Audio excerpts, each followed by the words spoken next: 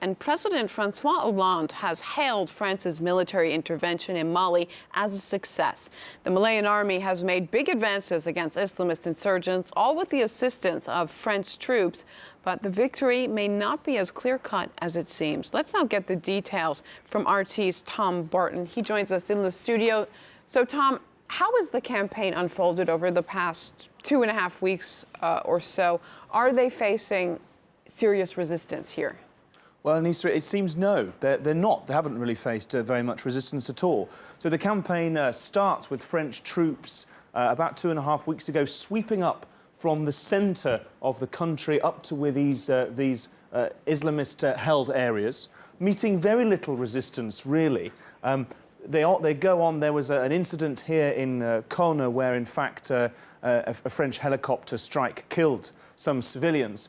Apart from that, though, the French have been welcomed with street parties and crowds coming out to greet the convoys as they arrived in each of these towns.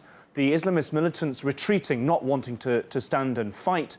Many people thinking that they have been retreating further into the deserts in the north. There's only one town of appreciable size left to capture after the fall of Timbuktu nearly without a shot fired.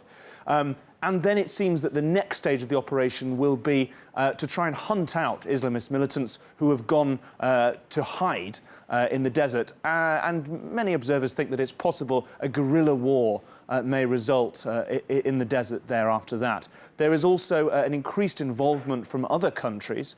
An ECOWAS force of West African troops, about 7,500 of them, are coming into Mali to take over some garrison duties and steadily take over the fighting role from the French. There's also been talk in Brussels of EU troops being sent to train some of the local soldiers. And the UK has announced it's going to send a small force, but then other soldiers also to protect those troops sent to train local soldiers as well. And the US was already involved as well, weren't they, Tom? It was, absolutely. So far, the US has been sending aerial support. It's been sending transport planes, refuelling planes.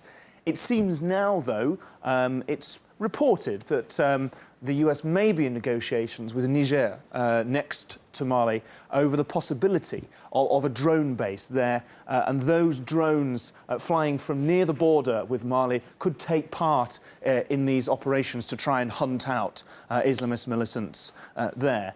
There's also been talk of a US base down in Burkina Faso, to the south of Mali. The details of that not really clear at the moment. It is worth noting, though, that Niger is very rich in natural resources: oil, gold, uranium, and a lot of those exports go to France and the US.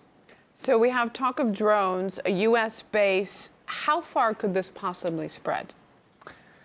Question on many people's lips as the first phase of this operation winds up. Where are these militants going to go? Where is the violence going to go? And it has been noted that in Nigeria, to the south of Niger, the French oil company Total has evacuated some of its staff there. One of its staff was kidnapped by militants who have stated they are going to carry out a campaign of terror in Nigeria as a response to this French intervention in Mali, and that French citizens there, the French government has said, should leave the country, raising the fears that around the region, this fighting, as the militants are pushed out of the strongholds they've been in, they could scatter all over the place and spread violence with them.